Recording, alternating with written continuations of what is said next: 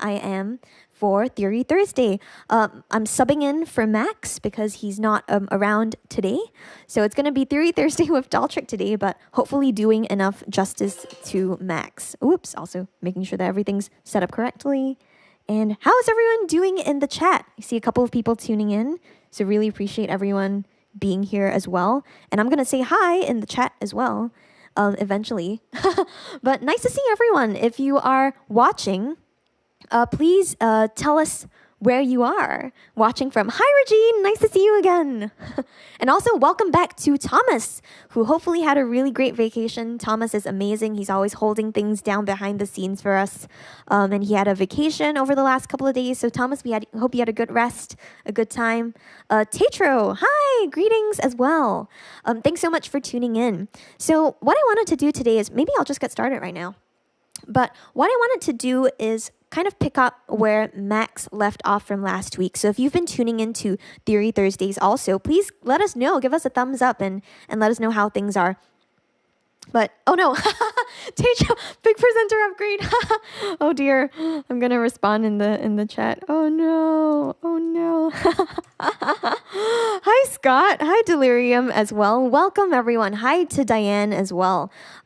Greetings, everyone. Thanks so much for joining in and really appreciate you all tuning in. If you tuned in last week to Theory Thursday, you might remember that Max talked a lot about seventh chords, specifically major seventh chords. So when I touched base with him, he kind of mentioned how he was thinking about going into dominant seventh chords or minor seventh chords next instead. Oh, hello also to Blue Sirens. Yeah, awesome. And yes, to answer Delirium 5459's question, yes, TAETRO does have a session tonight. It's going to be TAETRO Talks. I believe so. maybe TAETRO could clarify that as well. Clarify that. Jokes. But yes, so I wanted to talk a bit about minor seventh chords today and also dominant seventh chords if we have time. But oftentimes I think about minor seventh chords as being pretty quintessential to a number of genres of music. Maybe the ones that we think of off the top of our heads could be house. That's a very common type of genre where you might get a lot of transpositional minor seventh chords. So just to kind of put us all on the same page, let's do a little bit of a recap on what it means to construct a chord, specifically maybe a major chord. We'll also do a bit of revision for major seventh chords as well as minor chords, and then we'll dive into the minor seventh chords too.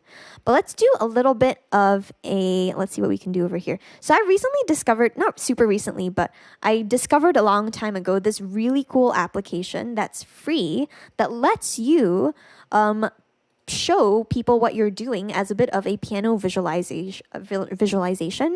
So this is called I think it's the VMPK. Yeah, VMPK. And I just wanted to share it with everyone because it's free. And I recently have been using it to do a lot of my piano teaching that I teach, where I teach people how to, actually play keyboards and stuff instead of just music production. I do teach people that too. And I found this super useful and it's free. So if anyone wants to kind of go ahead and check it out. It's called the Virtual MIDI Piano Keyboard, and it's free for download. And the cool thing is, if I play notes on it, I will be able to see exactly what notes are showing up, which is pretty neat. At the moment, though, I can't hear anything, and that's because we don't have a sound loaded up yet in live. So I'm also going to adjust this screen a tiny bit and just make sure that you can see my MIDI tracks in live as well. So hopefully this will be a little bit better. But now onto this MIDI track that I have in live. Again, we are in the software Ableton Live that Max has been using rather to do a lot of the Theory Thursday stuff. Let's pull up some kind of sound. And in this case, maybe to just start off, let's pull up I was thinking of a grand piano or an electric piano might be a cool sound to do. So let's look in the sounds category and let's head over to the piano and keys section and let's find ourselves a sound that we like. Maybe let's do I was thinking of grand piano, but I do have this particular patch that I use a lot called EP Faceplant that I kind of like. It's a very standard electric piano type of sound, but if I record this track, just playing in some keys. I'm going to also make this louder so that you can hear a little bit better. But now I'm able to play different kinds of shapes and I can see exactly where these are appearing on my virtual MIDI piano keyboard visualizer. So let's do a little bit of a recap And let's talk about what it means to have a minor chord. So in general in music, when we're thinking about theory, we think of chords as consisting of more than one note playing at the same time. So if I were to play a sequence of notes like this, that's not necessarily a chord. It could be a melody, it could be a sequence of notes.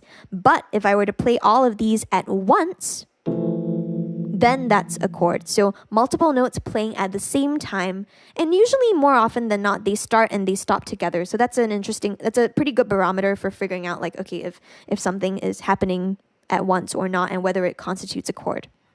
So we've got a chord, and generally when we think about major chords, we're thinking about a certain arrangement of notes. So we've got a major third. So this is a major third sound. It is generally a pretty happy sound that we think of. So oftentimes when we think of major chords, it's like, yeah, kind of cheerful, sounds pretty positive. But if we want to create a minor chord, we have to lower this third by one note on the piano, and then we get some kind of minor sound that's a little bit crazy, not crazy, a little bit darker. Why did I say crazy? Goodness. I think I was just thinking in my head, it's so crazy that I'm able to do Max's show. Yay. But no, we have a major sound, a bright sound, and we have a minor sound that's a little bit darker. A really great example I like to use to illustrate this also is the song Mary Had a Little Lamb. It usually sounds pretty bright, pretty positive, like... But if Mary suddenly turned evil, if she was in Star Wars and instead of a Jedi, she became a Sith, then we would have... So Mary had a little lamb, kind of herding all the evil lambs, hanging out with the evil lambs, versus the happier lambs basking in their field. And on this note of, major versus minor, you've got the normal major and minor triads, but what Max talked about last week was adding an extension above that. So what you're seeing over here is I have 3 notes forming a triad. A 7th chord, though, is an extension of this triad with an additional note. So a 7th chord will usually have 4 notes in it. You'll have the 1st of a chord, the 3rd of a chord, the 5th of a chord, as well as the 7th of a chord. Also, I'm just going to make sure that this looks right. Give me 1 second, everyone. Appreciate your patience. Cool. There we go. Correct. So it's going to be these 7th chords. Laying out. I'm going to resize the screen also. And 1 second. Great. Okay, cool. So now that we're back here, I kind of wanted to... Oh, yes, cool. Regine, thanks for letting me know. I was suspecting that because I was monitoring the screen and I was like, wait, it's not showing up. So maybe it doesn't show up in live, which is kind of sad. That's okay, though. What I'm going to do is I'm going to head back over into live over here. It's interesting. It did show up for one of my other streams, so I'm not sure what I'm doing wrong. But I'm going to head over into live. And one thing that I also like to do a lot is not just monitor from visually a couple of these things, but monitor from the MIDI note editor in live. So the MIDI note editor in live, sometimes we don't realize this until we, see it actually, but it's a sideways piano. So if you ever take a look at the MIDI note editor in live, and if you turn your head sideways, that's going to be the exact black and white keys on the piano keyboard. So you can kind of see where they're corresponding now. And in this case, I'm going to actually scroll down so that I can see where the notes are. So those are the notes that I was playing for a major triad. And if I were playing a minor triad, pay attention to this middle note over here and see what happens to it. It's going to be lowered by a half step. So major, minor. You have that note shifting. And that's going to be the E flat to the E. Cool. So now that I've got this chord, if I wanted to do a major 7th chord, let's see what notes are in. So I've got these 4 notes in. I've got C, E, G, and B. So B is that 4th note, and it's going to be that last note that makes it a 7th sound. Let's revisit the minor triad for a second. So our darker sound, we've got C, E flat, G. So in this case, it's a C minor triad. We're working with C so far. Of course, you can have these in different keys too. But before we dive in too deep and get too ahead of ourselves, we have this minor chord. Now, if you remember, the B was the 7th in the C major 7th chord. In a C minor 7th chord, you're going to have a B flat. So it's going to be a flattened 7th. Now, why a flattened 7th instead of a normal 7th? You could actually have this sound also, it's different. But that's really because we're thinking about the notes in a scale as well. So when we think about having a chord in a certain scale, we usually are prioritizing the notes in that scale first. So in a C major scale, you'll have C, D, E, F, G, A, B, C. But in a C minor scale, you're going to have a couple of flattened notes. So, and there isn't a normal B in a C minor scale. Instead, it's a B flat. So that's why in a C minor 7th chord, you'll have a flattened 7th as well as a flattened 3rd. Ooh, Dave, hi, welcome. Dave Freeman, yay. Dave's one of our students as well. Welcome, Dave. And hello also to David Schwartz. David was asking, what MIDI keyboard are you using? Is it semi-weighted? It is not. It is actually an MPK Mini. I'm a big fan of the MPK Mini. It's probably one of my best friends that I take to most places with me. One of the best tools that you can get that's for a really good bang for your buck, I think, especially if you're just starting out. Oh no, I accidentally clicked on something. Give me 1 second, everyone. Cool. Yeah. So the MPK Mini, it's really great. Usually it's black and red, but I had this edition of it is in white and black. And what I'm going to show you today is not just the MPK Mini, but I'm also going to show you how to do it on push, because I do know a couple of people have been interested in that as well previously for a couple of my other streams, like how to do chords on push. And in this case, yes, we often think of music theory as, related to the piano more often than not, because it seems to be a pretty common type of interface to look at as far as notes go. But on push, the shapes for certain sounds and chords become very interesting. So I'm excited to show you that later. But for now, we're thinking about minor chords over here. And if we take this same relationship of notes to each other, so for example, thinking of the flat 3rd and the flat 7th in relation to any kind of key, we can pretty much make a minor 7th chord out of anything. So we can always start with, let's say if we started on G, I'm also going to adjust my parameters over here in Live. Cool. So now this note that I'm pressing over here is a G. I'm starting off on a G. If I want to build up a minor 7th chord on G, then I can count a couple of things. I can count a minor 3rd up from G. So we've got our minor 3rd, and then we've got a 5th above that. So that's the 5th of G. It's a D. And then we've got the minor 3rd. So G, B flat, D.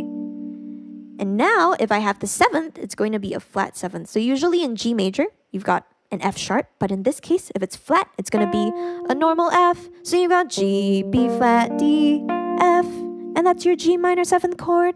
Yay, cool. So starting to get a couple of ideas about construction of these chords in general. Something really cool that Max mentioned last week, which I also wanted to talk about, was the idea of transposition. So when we're thinking about transposing chords, what we're basically talking about is taking a certain chord shape, and we're using that to begin programming things in a certain manner by just moving that chord shape around into different sections. So let's see if we can do this together right now. What I'm going to do is head over into Live, and I'm going to close up my virtual MPK Mini screen. I'm so sad that didn't work. It usually does, so I do apologize. But now that we're here, I'm also going to make my editor maybe a little bit different in its shape. Let's see if we can zoom in a tiny, tiny bit. Great, cool. So what I like to do now is maybe start off by putting in a C minor chord, and I'll show you a technique that I sometimes use to create different sorts of transposed minor chord progressions, which could be really useful for us in this case, because if we're thinking of things that we want to create, then we can experiment a little bit. So I also want to make sure that I am creating a loop of a certain length. And while I'm creating this loop of a certain length, if I could get a number between 120 and 130 from anyone in the chat, that would be awesome. So while I'm waiting for that number between 120 and 130, I'm going to create a loop of, let's say, let's do a 4-bar loop. So I can do this by clicking on the length button at the bottom left-hand corner of the notes box in the MIDI note editor. And there's an option that lets you change the length of something. So previously we had a 1-bar loop, which was the default. So now I just tweaked that number. It's underneath the position. Then you've got length. So I made it 4. And now we have a 4-bar loop. And let's do a 4-bar long chord progression. So we'll have 1 chord per bar, and that gives us 4 chords. Let's see if anyone had a number in the chat. Regine, 127. Cool. Let's do 127. Let's do some kind of housey tune at 127. I'm going to change the tempo of live to 127 and turn on the metronome as well so that we have a reference point. Cool. So that's going to be our tempo. I'm going to turn off the metronome for now because I'm going to do some manual input into the MIDI note editor now. So maybe let's start off with our C minor chord that we were talking about, our C minor 7th in particular. We've got a C, E flat, G, and B flat. And in this case, maybe I want these chords to be an octave higher. So I can either play that an octave higher on my MPK Mini, or I can use the octave up button, which I will do in this case. So now I can kind of see where those notes are over here in the MIDI note editor. So what I'm going to do is put each of these notes in by double-clicking in the editor. And now I've got some kind of minor 7th chord. It's a little short though, so maybe what we can do is select this chord and make it a bar long by stretching it out. So we've got our first bar of chords. Now, if we go back a little bit to what I was talking about just now with the differences between major 7th chords and minor 7th chords, yes, it is the notes, but it's also the relationships exactly, more specifically between the notes. These chords sound a certain way because of the spaces between each of these notes. So if we change the relationship of each of these intervals, which are the distance between each of these notes, that's going to change the sound of something. But now that I have this minor 7th chord built out, anywhere that I shift this particular chord is going to give me some kind of minor 7th. So it's going to give me some kind of variation on that chord. And that might be exactly what I want to do. Maybe I want to create some kind of transposed minor 7ths in this case. So if anyone in the chat would like to give me a letter between A to G, go ahead and throw that in. I'm going to need 3 other letters. I have C so far. So if you have a letter that's not C, but is between A to G, feel free to put that into the chat. And maybe we'll do a little bit of transposition with each of these. So I'm going to hang out for a second. Or maybe I'll head back over into this view over here. Let's see. So I've got my C minor chord. I'm also going to copy this. So select everything. You can also use Command A to pick that up. But I'm going to click over these and press Command C. Cool. So Dave has given us a D. Let's do D. So we're going to have some kind of D minor chord. So what I'm going to do is duplicate this particular selection of chords over here. I'm going to press Command D. But instead of having the lowest note be C, I'm just going to shift everything up so that the lowest note is D instead. So I've got a C minor chord and then I've got a D minor chord right behind it. We've also got a G from Regine. Thank you, Regine. Let's do a G. So let's do, was it a G? Goodness, my memory. G. Cool. Here we go. Let's pull this up. Great. Let's put a G over there. Great. And then the last letter G. Let's do an A from Delirium. Thank you, Delirium. Cool. Awesome. Oh, David mentioned screen is blurry, question mark, camera. It looks everything looks fine from my end. So David, try to maybe make sure that your internet is good. That's all that I can say at this moment. But let's head back over into live. And now let's play this clip back.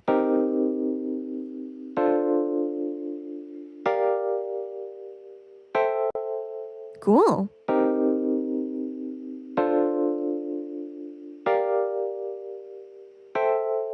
Awesome. So we kind of got this chord progression. Sounds really nice. Sounds a little bit otherworldly at some points also. And that's because a couple of these notes, even though I've transposed all of them and brought them around, some of these notes are actually not in the key of C minor, which is the original key that we started in. And that's totally cool. That's something that you will probably get if you are transposing chords around. You might get certain notes that are not in the key of the song that you're in, but it still gives you a very nice sound. I quite like it, and it's very popular in house music. So now that we've got this, I can show you exactly what I want it to with Push. So I'm going to unplug my MPK Mini and plug my USB cable into Push. And I'm going to show you a little bit of visualization stuff on Push, which I'm a big fan of. So let's make sure this is working. And on Push, what's cool about Push is that it's a type of instrument that has something called an isometric layout. So I don't know if we have any guitarists or bassists in the chat. If you are a guitarist or a bassist, then let us know. We would love to hear from you. But one thing that you can do on Push is set things up so that you're playing with the exact same shapes everywhere. So let's see if I can show you this right now. I'm going to play this particular clip, but I'll also show you what it looks like on Push. So here's Push. It's upside down right now, but that's totally fine. What we want to do though is play back this clip and observe the shapes going across Push. So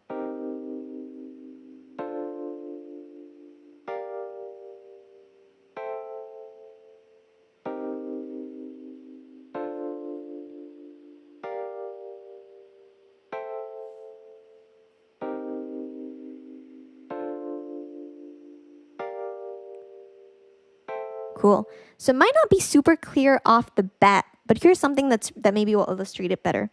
The thing about Push is that the moment you get a shape of a certain chord, anytime that you play that shape, it's going to give you the sound of that chord. So for example, if I'm playing on Push here, let's also make this volume a little louder. I'm going to adjust it from Push.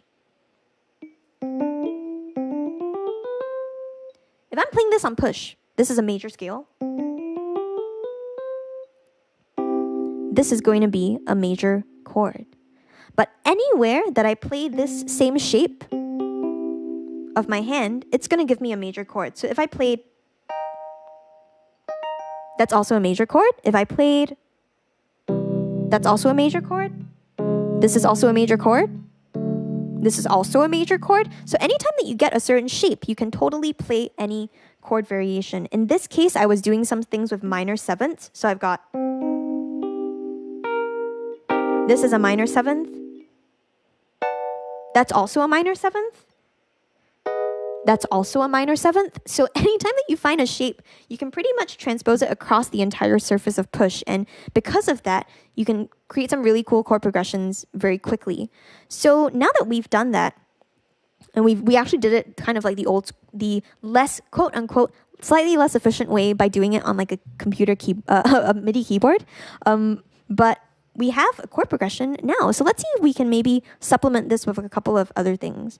We talk about minor sevenths. I talked about how they're very popular in a lot of house music too. So maybe let's build a little bit of stuff up to complement the chord progression that we have at the moment. And I'm going to do this from Push as well. So from Push, you can do a bunch of different types of things. You can do chords. You can also absolutely do some drums. So let's add a new MIDI track and let's put on some drums. In this case, I did say we wanted to do some kind of housey thing. So let's put on a 909 kit.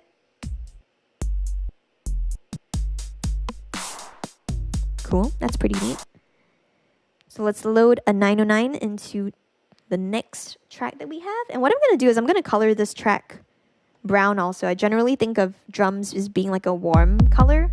But now we can add some stuff in. We can add in additional layers of drums to our chord progression. So here we go. Got a kick. Let's add in some claps also. Just looping these and layering them.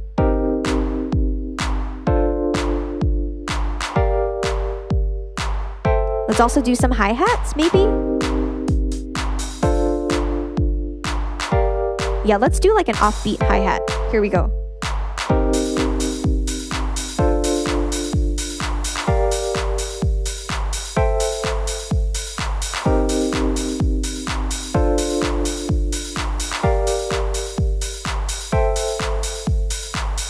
Maybe let's repeat some of these notes also.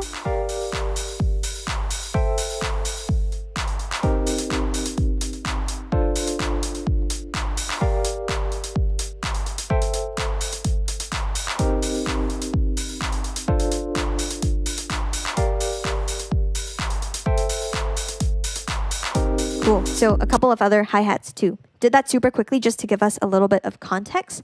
But now we can think of different ways to play with our minor sevenths again. So we had this kind of transposed minor seventh type of progression going on.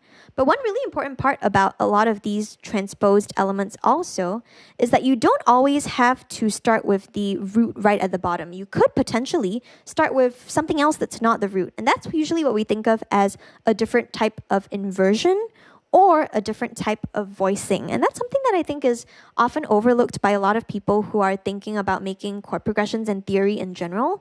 It's like once you start getting the specific chords and finding out what works in a certain context, you can get really, really creative with the different orders of notes that you have things in. Like you could have something start off with maybe the root, or otherwise you could have it start off with a different type of note in that particular chord. So I'm going to illustrate this a little bit by doing a few things. First of all, I'm going to organize my live set a little bit. So this is going to be my minor sevenths. I'm going to rename this track minor sevenths. So just so that I know it's there. And I'm going to rename my drums, so that I know that they're there too. Now, one cool part about a lot of beginning with a chord progression is that you can then do a lot of other parts from that. And this is a technique that if you watch a couple of my other streams, you'll know that I call this the extraction technique. But it's basically once you've got a chord progression, in this case our transposed minor seventh things, you can start playing around with that chord progression to extract a bunch of other parts from it. So in this case, let's maybe do a little bit of bass extraction. So I'm going to duplicate this minor sevenths track. I'm clicking on the minor sevenths track and pressing Command D or Control D if you're on a PC. I'm on a Mac, so Command D. Now with the minor sevenths, this second version of the minor sevenths, let's rename this bass. And what I'm going to do with all of these minor sevenths is keep the root in. And usually when we talk about the root in any kind of music theory, we're talking about the bottommost note of a chord. So I'm going to delete all of the other notes over here in this particular clip. So let's also solo this clip and I can just hear it. But let's delete the other notes.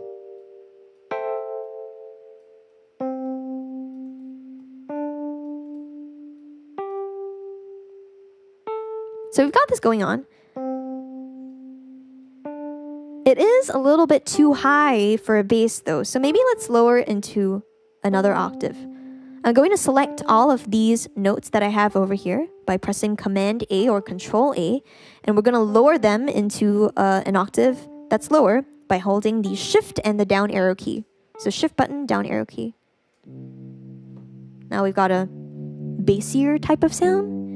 It might be cool to also swap out the preset for this. So that's exactly what we're going to do. We're going to head over into the browser in Live and maybe pick some kind of bass sound, maybe some kind of housey bass sound, really. So let's head over to bass. And I think there's, funnily enough, there's actually a patch that's called bass housey. So let's see if we can find it. There it is. There it goes. So let's click and drag that onto the bass track. And here we go.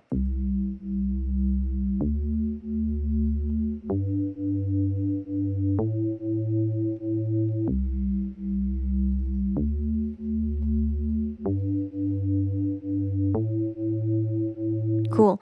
Now, what might be even nicer to do is add a bit more variation. We've got a lot of stagnant type of energy with this right now. It's kind of flowing and the bass is not really doing much. It might be nice to have the bass be a bit more active though. And one thing that I like doing a lot with my progressions and my bass lines in particular is use the sevenths of chords in bass lines to add a little bit more variation. So I'll show you exactly how I do that. First things first though, I would like to change all of these held out bass notes and make them shorter.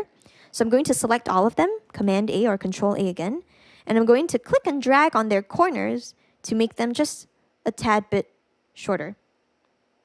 So now they're like an eighth note long. Now what I like to do from here is create some other notes. So I'm going to hold down the Option key if you're on a Mac or the Alt key if you're on a PC. I'm going to click and drag these so that they've got a little bit more of a pattern to them. So here we go.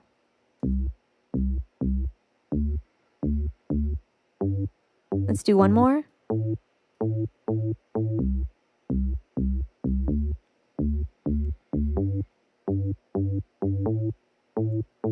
Cool. So we've got a little bit more of an active bass pattern. What I like to do though, like I said, is add in some sevenths and play with different kinds of octaves. So let's think about this a little bit. If I'm in the key, if I have a C minor chord in the key of C minor, and if I had a seventh in that chord, it would be the seventh or the flattened seventh of C. So if you go back to our minor seventh chord progression, we can even take our seventh notes from here. So we know that the seventh of a minor seventh chord in starting on C is A. In this case, it says A sharp 3, but it's really B flat. So when you think about, again, chord progressions and think about notes on a piano, some of these notes might have different names. And in this case, we usually think of C minor as being, a flat key. So in the context of Ableton Live, all of these notes that you see over here have like a little sharp or nowadays a hashtag next to them.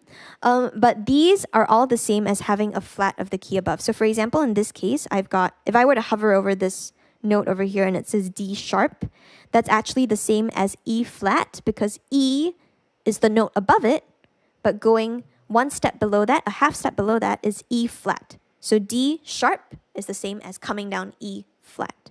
So in this case, if we've got A sharp, the note that's after A is B. So in this case, A sharp is the same as B flat. So they're the same note on the piano, they just have a different name for it.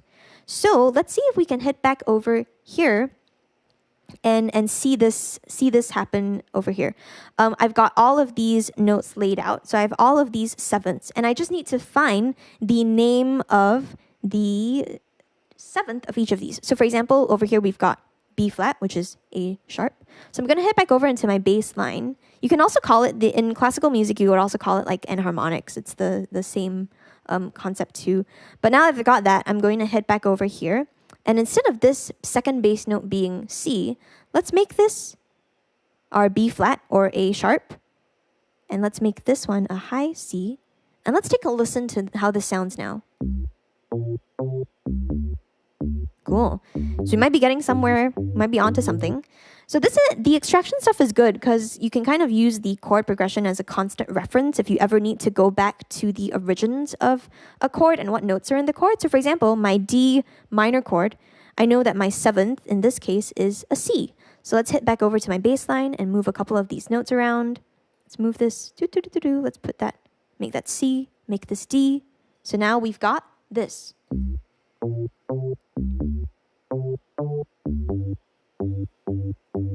Cool. So we still have to edit this last part over here, but let's do the same thing. Let's grab the seventh notes. So we've got an F over here as the seventh of a G minor chord. So let's do the same thing. Let's make this F. And let's make this G.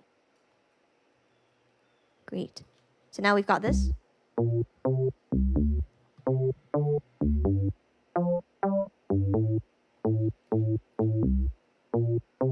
Cool. Now you'll notice that I was doing a lot of going up with the sevenths, but you can also absolutely go down. So maybe let's do that for this last variation over here. Let's go down from the seventh of an A minor chord. Let's take a look at the chord progression again. A seventh in an A minor chord is going to be the G. So let's head back over here to the bass part. And let's make this a G. So let's listen to our bass part now.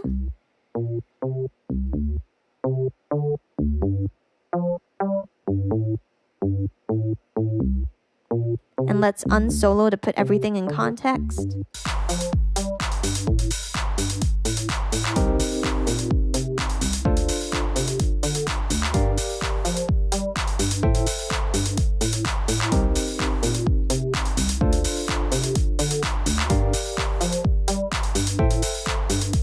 Cool. So we're kind of onto something. There are still a couple of things I want to show, but I noticed I haven't checked the chat for a while, so I'm going to pop over into the chat. Give me 1 second, everyone. Boop, boop. All of these windows. Goodness. Yes. Hello. Regine had a question. When you played hi-hat on Push, did you have to access a hi-hat sound in live, or does Push have a hi-hat by itself? So that's a great question, Regine. Push is a controller, so it inherently does not have any sounds. And I was pressing on the hi-hat pads of the drum kit. So that is where it's from. Live is the thing that has all the sounds. So again, everyone, Ableton is the company, Live is the software. So Live has all of the sounds. Ultimately, they are, sounds made by Ableton. So I guess they are Ableton sounds, but it's Live with the sounds. And yeah, Dave, totally, enharmonic equivalent. Absolutely, enharmonic. Yeah, John, it's going to be enharmonic, not inharmonic. Inharmonic is another term altogether as well. And thank you, Rubal. Welcome to the chat as well. Welcome to anyone who just tuned in. I noticed our numbers bumped up a little bit. And thank you, Thomas, as well, for putting in the information about our courses. That's absolutely true. We have a summer sale on now until July 5th. So a couple of days more left to go, but please head over to 343labs.com for more information. And if you're enjoying these streams, we also have 343 TV going on pretty much every day. I'm usually not here on Thursdays, but I'm subbing in for Max, who is usually here on Thursdays. But yes, let's head back over into live. Thanks everyone for your lovely comments. And let's do a little bit more extraction. So if you do a little bit of a recall of what I mentioned just now with inversions, let's see if we can do a little bit of that here. And what I like to do with my minor sevenths track is make a copy of it. So let's duplicate this. Now we have yet another minor sevenths track. But let's see if we can spruce this up a little bit more. The first thing I like to do with this minor sevenths loop is change the inversions. Give this a little bit more variation, because if I have this playing exactly the same in this way right now, maybe it's a little bit too samey compared to my original minor sevenths chords track. So maybe we can first of all change the inversions in this minor seventh chord, or we can also actually no, let's do and not or let's also change the rhythm up a little bit and do a little bit more syncopated types of things, which I'll go into a little bit more. When you think about inversions, one really fast way that I usually try to do inversions, in live specifically, is pick any note to kind of be a bit of a barometer, if you will, or a bit of a benchmark. And I'll select any note that is below that note. So in this case, I kind of picked this last note over here randomly, which is an A. And I'm clicking in the MIDI note editor and dragging across to select any of the other notes that are kind of below that note. And actually, maybe I'll pick this instead. Cool. So now that I've selected all of these, let's see what happens if I shift all of these lower notes into a higher octave. So if you recall, just now I mentioned a keyboard shortcut to put things into lower octaves, which was to hold down Shift and press the down arrow key. Now, if I want to bring it into a higher octave, I can do Shift and the up arrow key. And if we take a listen back to our minor sevenths now,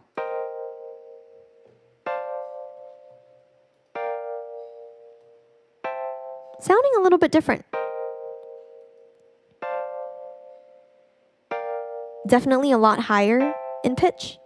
And in this case, maybe let's also put a different rhythm to it. Maybe make things a little bit syncopated. So syncopation is usually when we have things that are not on the beat, maybe that are a little bit off, but also still rhythmic. So we're not thinking about it, throwing off the rhythm, but in a way, because we have chords that are off the beat, we're contributing more to the rhythm actually, and making things a little bit more interlocking, changing things up, creating more variation. I'm also going to keep things a little bit tidy. So I'm going to rename this particular track.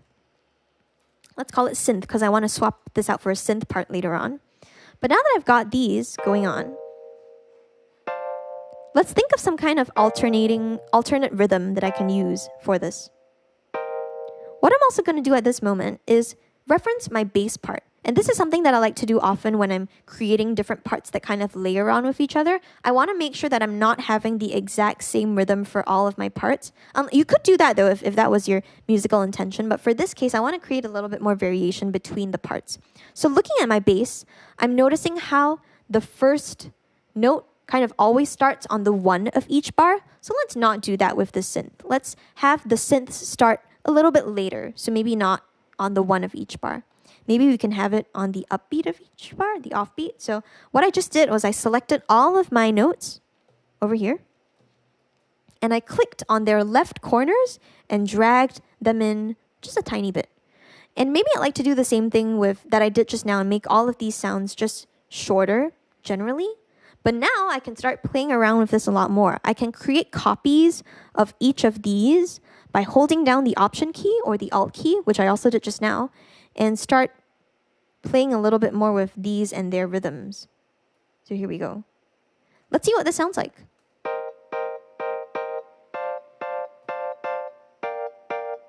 So it's a little weird. Let's make all of these shorter still.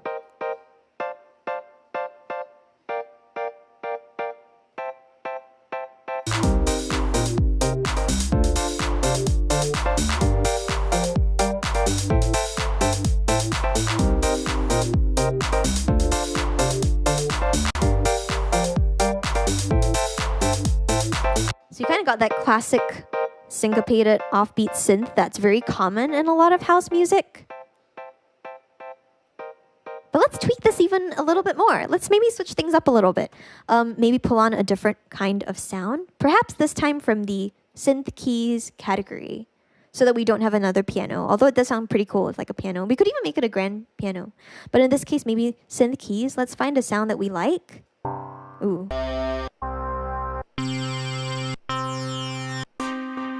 Ooh, that chord thing was nice.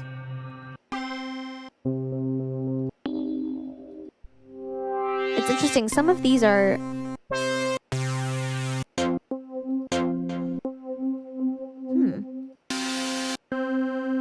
Let's try this, floating keys. So I'm just going to head over to my browser and click and drag this preset on top of my synth part. And now let's take a listen. Oh, that's cool.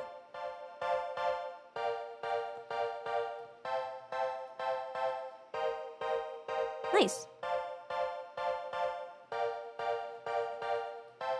So what I'm also going to do is tweak a couple of the parameters on this synth. You'll notice that in the lower left-hand corner, I have a couple of knobs that I can switch around for the synth. So let's see if we can tweak these to make this synth part have even more oomph and more excitement.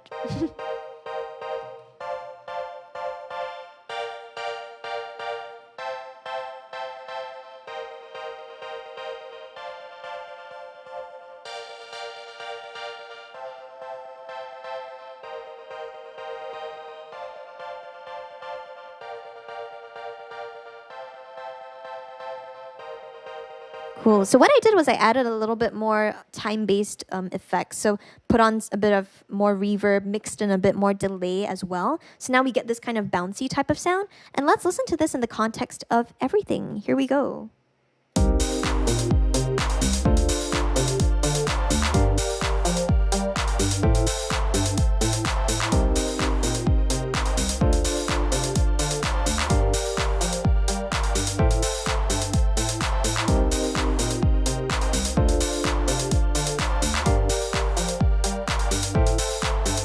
Cool.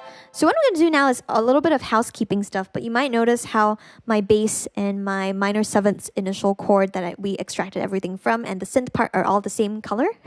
So let's try to recolor these things. I'm just going to right click on each of these tracks and select a different color for them. Maybe I'll make the bass dark blue and I'll make the synth part purple for now.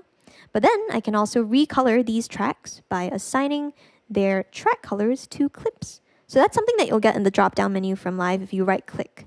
And I don't think you'll be able to see it on on the stream. We are working on it, but I am working on it. I think other people might have their way of doing it.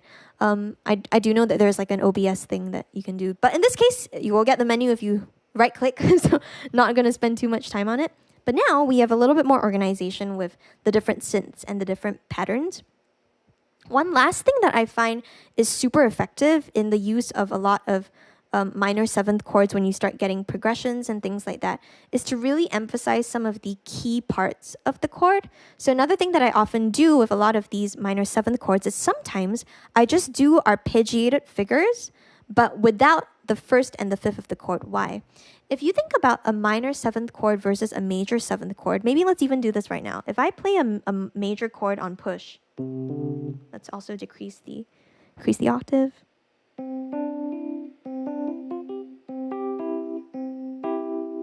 And then if I play some kind of minor seventh chord on the push, you might notice that the first and the fifth of that chord, so that's a major seventh, that's a minor seventh. The first and the fifth of a chord usually stay the same. So then it's probably not too off to say that the thirds of a chord and the seventh of a chord usually helps to define its sound, whether it's minor or major. So what I like to do sometimes is use those two notes to help define what chord is actually happening. So as a last thing, we're going to duplicate the minor seventh chord one last time. And now with this track over here, we've got this minor seventh thing going on. But what we're going to do is remove the first and the fifth of every chord. So we're going to take away the root, and we're also going to take away the fifth. So here we go, just doing this very quickly. So we've only got the third and the seventh of each chord left in. So now it sounds like this.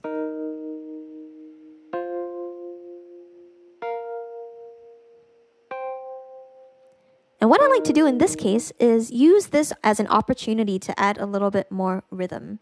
So let's put an arpeggiator on this particular device, this track. Arpeggiator is a MIDI effect. That is a device. And now,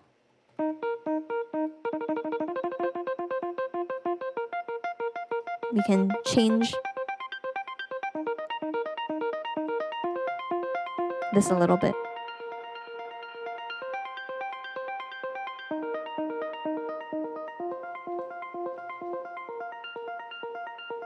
So I'm just tweaking a couple parameters on the arpeggiator. Let's listen to everything in context.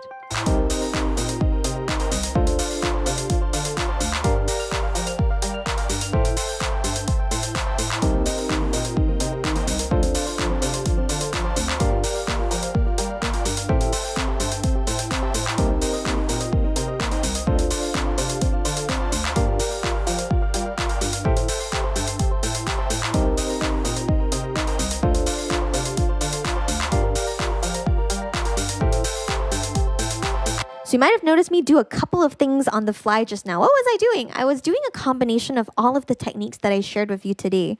I was doing some on the fly editing for the MIDI notes that we had in the arpeggiator by changing the inversions, moving some things into a higher octave and moving other things into a lower octave so that we would have a smoother kind of relationship, or we usually call it voice leading, smoother voice leading between different parts.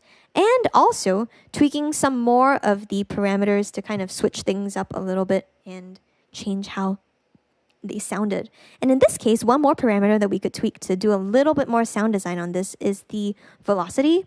So I do think that this ARP sound could sound cool with lower velocity, so it's a little bit more subtle, but make this a little louder in general. So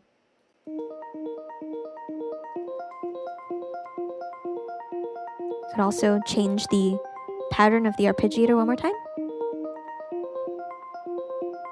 That's pretty neat. Cool. So I think I'm going to keep it there. Let's do a quick recap of all of our parts that we did. We're approaching the end of the stream, so really appreciate everyone tuning in.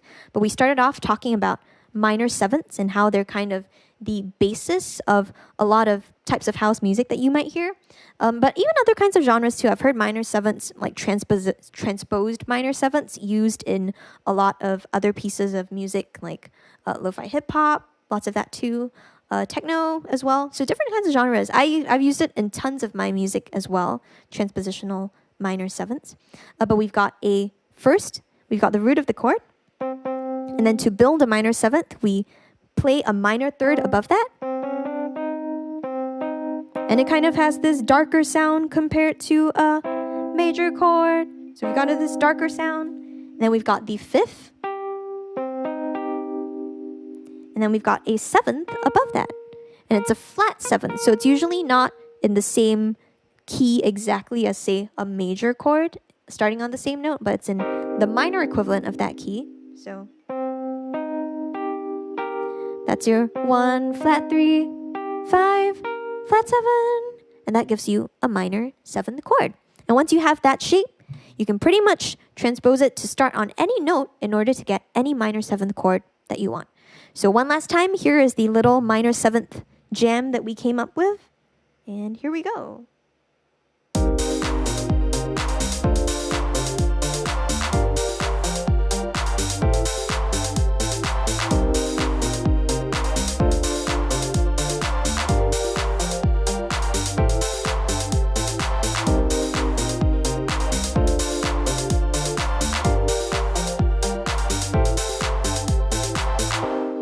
Everything started with this. So yeah, sometimes all you need is just one chord progression to take everything out of. I hope that was useful, and I hope that you enjoyed this special edition of Theory Thursday. It was a pleasure to come in and sub for Max, and I look forward to his stream next week again. But thanks so much everyone for tuning in. I'm going to head over into the chat one last time. Yay! Thanks so much, Scott, for tuning in. And thank you everyone else who's watching right now. If you'd like to find out more about 343 Labs, we are at 343labs.com. We have a summer sale that's going on now. Thomas from 343 Labs has put the information into the chat. And that's probably a good place to start if you're interested in learning specifically with us for certain kinds of courses. We are doing all online teaching right now, though we definitely hope to be in person in the future as well. And Regine had one more question. What are the benefits of using both Push and MPK together on this project?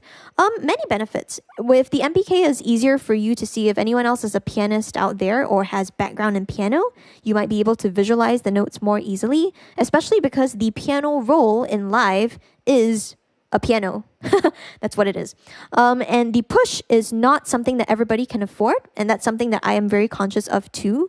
We want things to be accessible, and I almost never, despite me being kind of push lady and, flagship push woman, I almost always never advise people to buy push off the bat, especially if they're just getting started at live. I think if you can afford it, then the MPK Mini is a good investment to invest in.